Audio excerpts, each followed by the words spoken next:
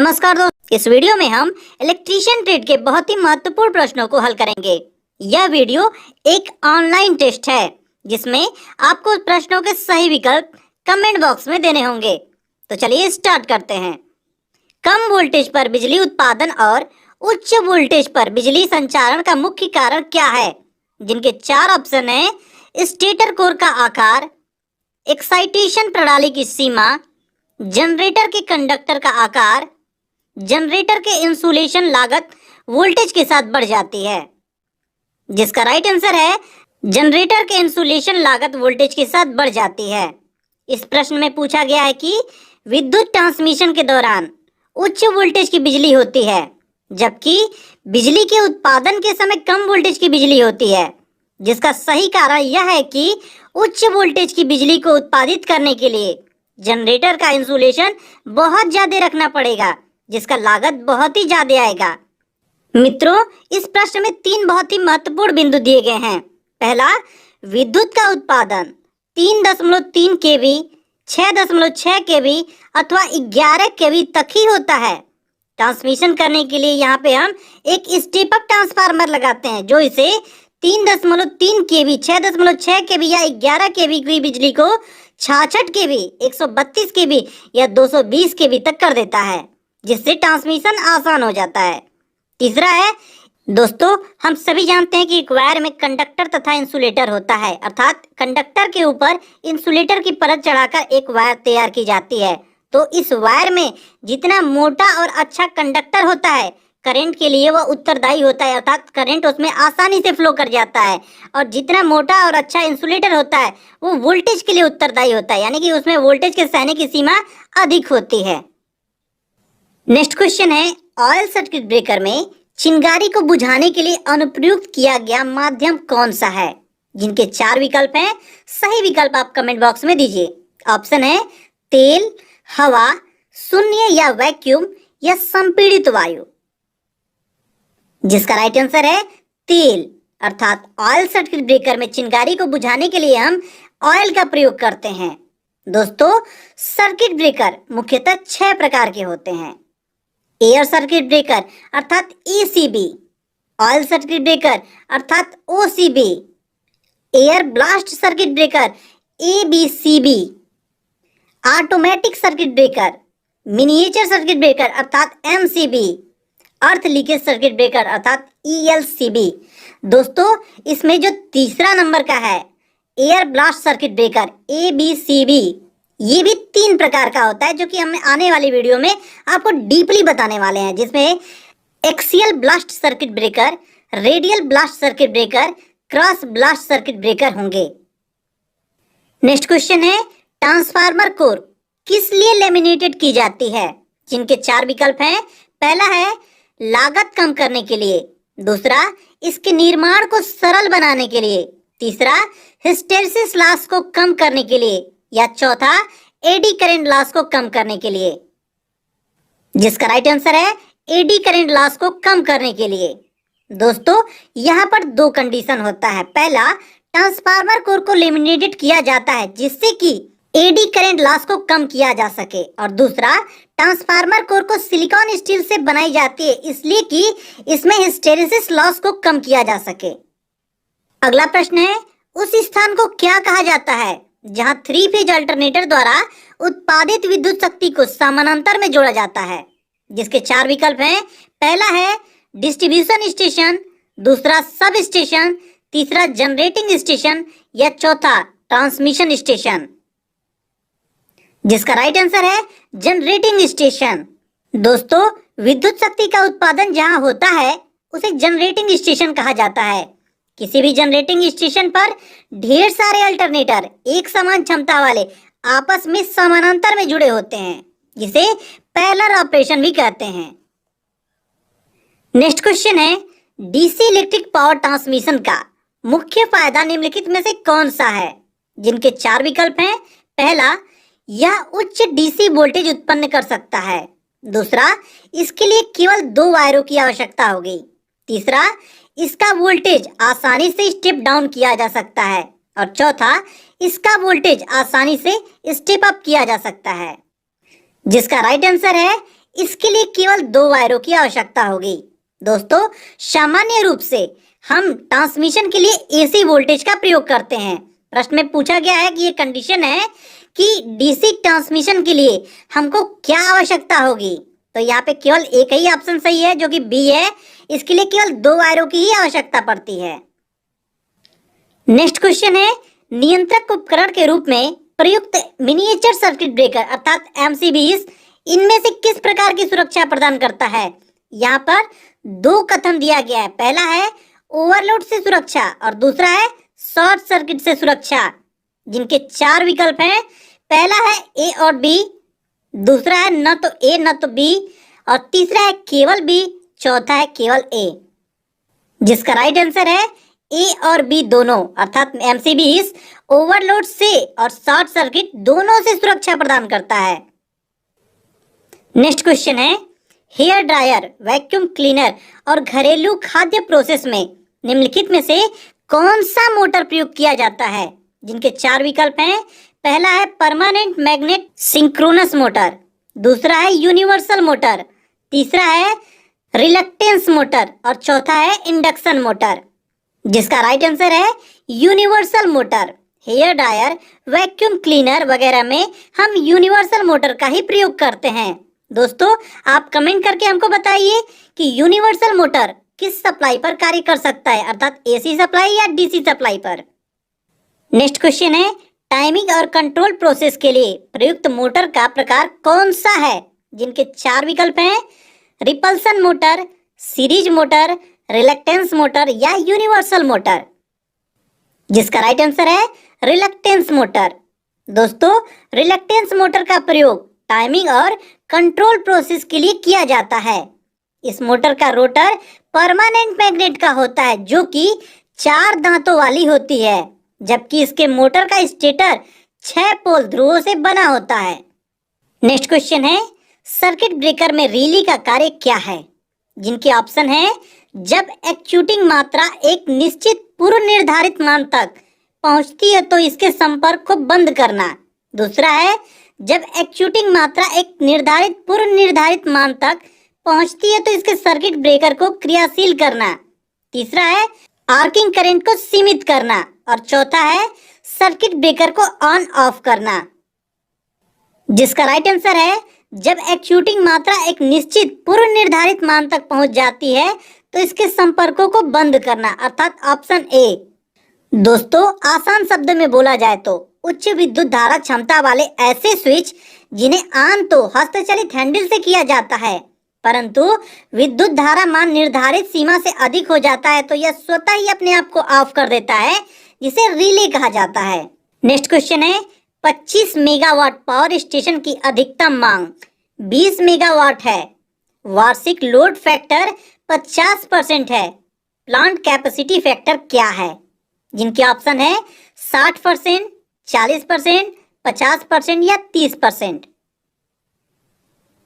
जिसका right answer है 40%। अगला प्रश्न है, डीसी मोटर ड्राइव ज्यादातर कितने क्वाड्रेंट में संचालित कर सकते हैं। जिनके 4 विकल्प हैं। जिसका सही आंसर है 4 क्वाड्रेंट, अर्थात ऑप्शन सी। अगला प्रश्न है, निम्न में से कौन सा पावर प्लांट यूरेनियम, थोरियम और प्लूटोनियम जैसे ईंधन का उपयोग करते हैं। जिनके 4 विकल्प दिए गए हैं। पहला है डीजल पावर संयंत्र, दूसरा है जल विद्युत शक्ति संयंत्र, तीसरा है थर्मल पावर संयंत्र और चौथा है परमाणु ऊर्जा संयंत्र।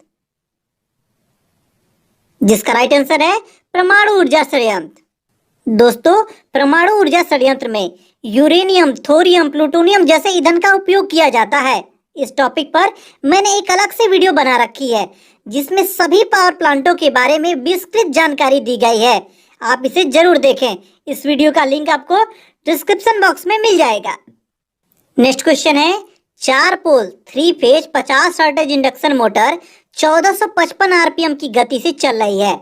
इसी स्थिति में घूर्णक प्रेरित ईएमएफ अर्थात रोटर की फ्रीक्वेंसी कितनी होगी। जिनके 4 विकल्प हैं। 0.04 हर्ट्ज, 3 हर्ट्ज या 1.5 हर्ट्ज या 0.03 हर्ट्ज। जिसका राइट आंसर है 1.5 हर्ट्ज। चलिए हम इसको हल करके देख लेते हैं। यहाँ पर पोलों की संख्या दी गई है जिसकी संख्या 4 है। फ्रीक्वेंसी है 50 हर्ट्ज। मोटर की गति है 1455 आरपीएम। सबसे पहले हम सिंक्रोनस स्पीड ज्ञात कर लेंगे। इसका फार्मूला होता है NS इक्वल टू 120 गुणे F बाई P। यहाँ पे हम NS बराबर 120 गुणे 50/4 कर देंगे। इसको हल कर लेंगे तो हमारा आ जाएगा 1500 आरपीएम। सिंक्रोनस स्पीड बराबर 1500 आरपीएम। अब सेकेंड नंबर पे हम आंशिक स्लिप निकालेंगे। आंशिक स्लिप का फार्मूला होता है सिंक्रोनस स्पीड माइनस मोटर की स्पीड बटे सिंक्रोनस स्पीड। यहाँ पे हम अपने वैल्यू को रख देंगे 1500 माइनस 1455 बटे 1500। इसको हम हल कर लेंगे तो 0.03 आएगा। अब हमारा प्रश्न में पूछा गया है कि रोटर में प्रेरित ईएमएफ का फ्रीक्वेंसी कितना होगा। इसके लिए फार्मूला होता है FR बटे S गुणे F। यहाँ पे हम अपने फार्मूले में अपने वैल्यू को पुटअप कर देंगे तो यस अर्थात आंशिक स्लिप में हम रख देंगे 0.03 को गुणे F अर्थात फ्रीक्वेंसी को, यानी हमारी फ्रीक्वेंसी 50 थी तो 0.03 गुणे 50 बराबर 1.5 हर्ट्ज। अर्थात हमारा right answer option number 3 1.5 hertz है। नेक्स्ट क्वेश्चन है 50 हर्ट्ज हाइड्रोलिक पावर प्लांट में 4 पोल अल्टरनेटर की रोटर गति कितनी होगी। जिनके 4 विकल्प दिए गए हैं। पहला है 1500 आरपीएम, दूसरा है 1800 आरपीएम, तीसरा है 3000 आरपीएम या चौथा है 1200 आरपीएम। जिसका राइट आंसर है 1500 आरपीएम। अगला प्रश्न है आर्मेचर कोर के स्लॉट में उनके विशिष्ट अनुक्रम में अंतिम कनेक्शन के साथ इंसुलेटेड कंडक्टर की क्रमबद्ध व्यवस्था को क्या कहा जाता है। जिनके 4 विकल्प हैं। पहला है वायरिंग, मिक्सिंग, बैलेंसिंग या वाइंडिंग। जिसका राइट आंसर है वाइंडिंग। अगला प्रश्न है थर्मल पावर प्लांट में ईंधन ऊर्जा का कितना प्रतिशत वास्तविक में विद्युत ऊर्जा का परिवर्तन होता है। जिनके विकल्प हैं 56%, 65%, 35% या 25%।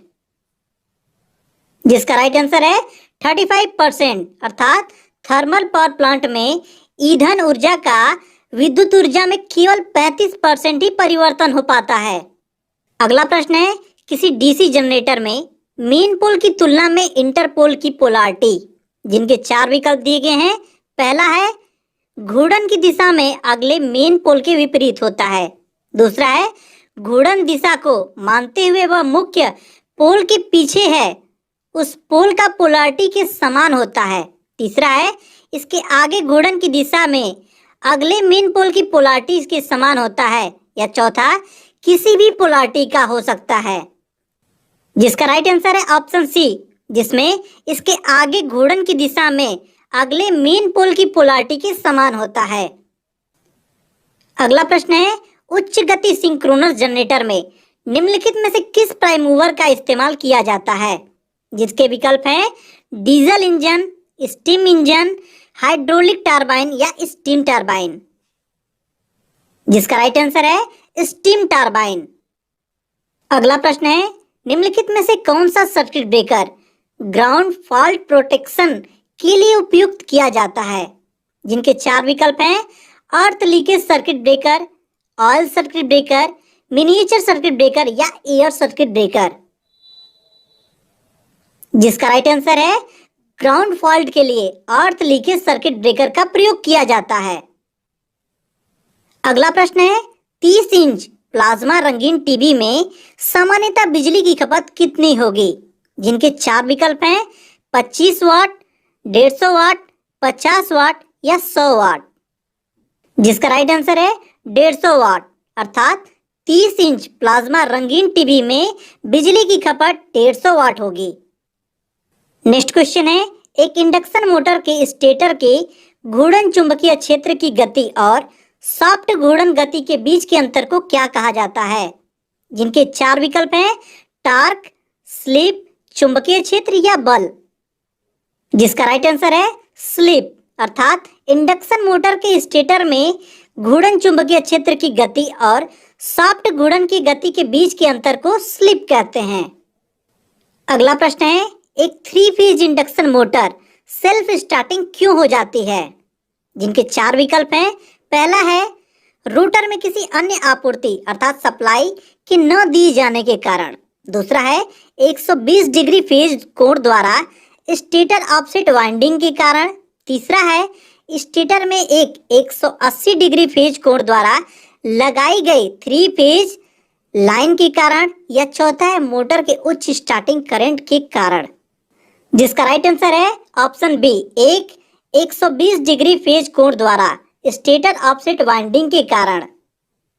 नेक्स्ट क्वेश्चन है दीप्त तीव्रता को किस प्रकार परिभाषित किया जाता है, जिनके 4 विकल्प हैं, जिसका राइट आंसर है बाहर विकिरण किया गया प्रकाशीय फ्लक्स प्रति यूनिट कोण के द्वारा दीप्त तीव्रता को परिभाषित किया जाता है। अगला प्रश्न है ट्रांसफार्मर की सामान्य दक्षता अधिकतम कब होगी, जिसके 4 विकल्प हैं।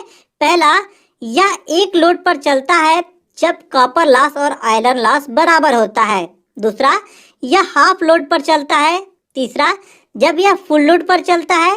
या चौथा, जब यह एक लोड पर चलता है जब कॉपर लॉस आयरन लॉस से 10 गुना होता है, जिसका राइट आंसर है ऑप्शन नंबर ए, या एक लोड पर चलता है जब कॉपर लॉस और आयरन लॉस बराबर होते हैं, उस स्थिति में ट्रांसफार्मर की दक्षता अधिकतम होती है।